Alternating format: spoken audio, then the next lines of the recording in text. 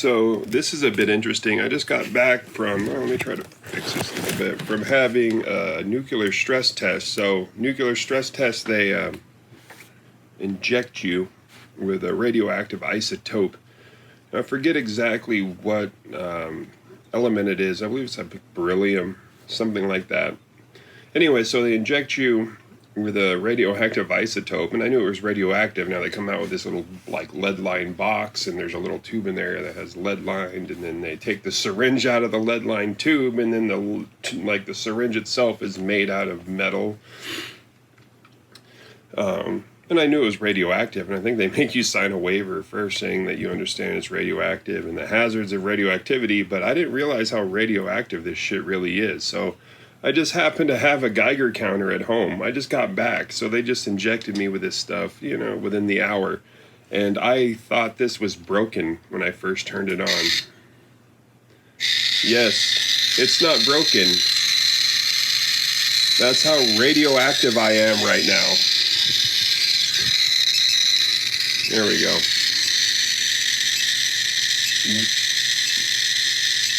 Normal background radiation is about 0.09, maybe 0.1 microsievert.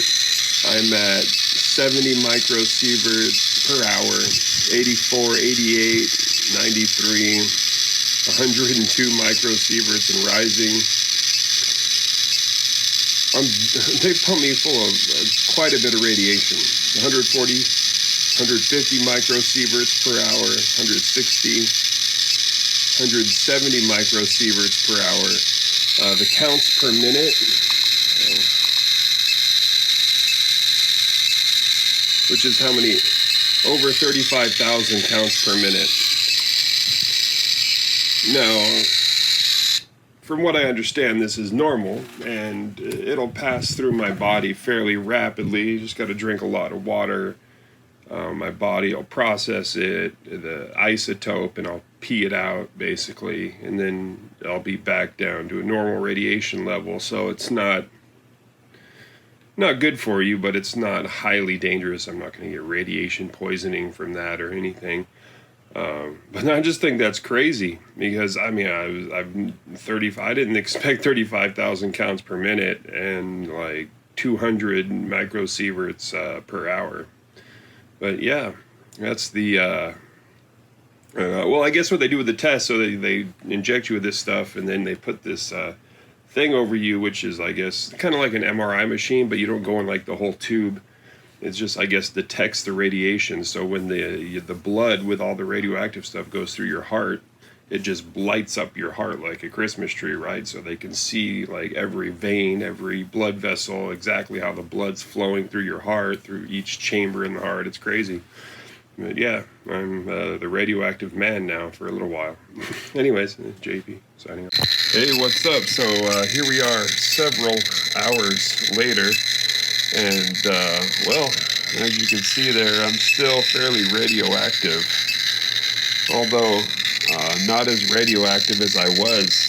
Actually, after I filmed that first video, I actually measured the radioactivity again. It went up to 72,000 counts per minute and topped out at about 250 microsieverts per hour. That was at about 3 o'clock, 3:30 this afternoon. It's 10:30 now, and I'm still about 9,500, 9,500 counts per minute. And as far as my exposure level,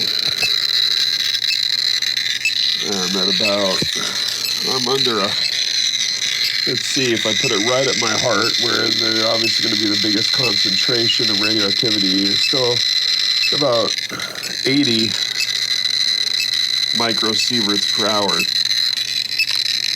Anyways, so I actually did some research on this stuff, and they use a substance, sorry about that, called cardiolite, I think it's called. And it's actually, they believe, technetium, a radioactive isotope of technetium. Exactly how they make it, I'm not sure. They may even, it may be a byproduct of nuclear energy, nuclear fission or fusion, or I guess it'd be fission in case of a nuclear reactor. But that's crazy.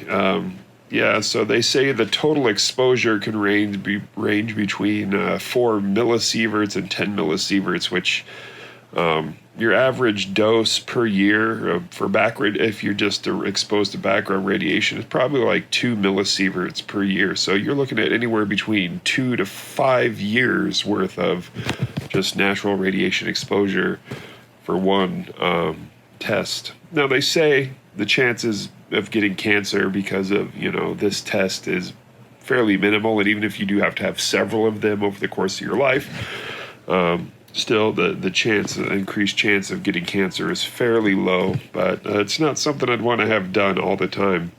I mean, you could hear that Geiger counter, and when I turn it on, usually if I'm not full of radioactive isotopes, it'll click once every few seconds, maybe like 13 to 20 counts per minute, So for it to even be over 1,000, let alone 72,000 counts per minute, that's some very active radioactivity that was coursing through my veins. When I first turned that on, I really thought that Geiger counter was broken at first, because I've never heard it go that nuts.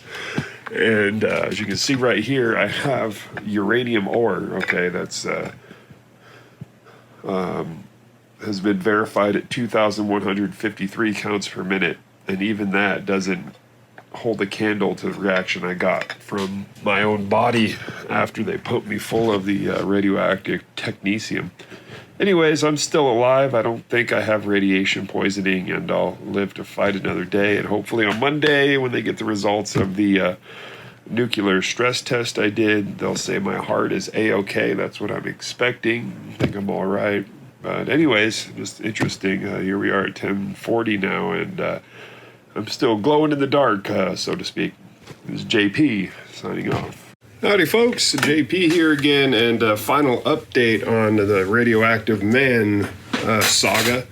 So, it's been, I had it Friday. They injected me with the isotope Friday at about 2 o'clock in the afternoon. It is now Sunday at about 8 o'clock in the evening. And I'm still a little radioactive, not nearly as much as I was. Hopefully you can see that. No, it's not the best view there. That's a little better. If I can move this and hold it close to my gut, you can see most of the radiation is now in my gut, I can assume, because my body's probably, processed it through my liver, and it's working its way out. And I think I'm at about 2 microsieverts per hour now, and about 800 counts per minute, which, even though it's setting off the alarm on this thing, isn't extremely high. Not considering that, as you saw earlier in this video, when I first got back, right after having this test done, I think I maxed out at about 250 microsieverts per hour and about 72,000 counts per minute. I did a little bit of research into this just out of curiosity, and it looks like they use a radioactive isotope of technetium, apparently all isotopes of technetium. Fun fact, technetium, which is, I believe, element 43, is the lightest element whose isotopes are all radioactive. Something interesting, technetium is a transition metal. It's very rare as far as naturally occurring. It's almost exclusively synthetically made in labs, and this particular isotope they use as they call it a nuclear tracer, is what they pumped me full of, so they can see the blood flow in my heart, is specifically designed so it decays very rapidly. That's why I was giving off so much radiation. This specific isotope of technetium, it decays very quickly So even though it is a fairly high radiation level you're getting initially, the level quickly decays down to a relatively safe-ish, I guess, level.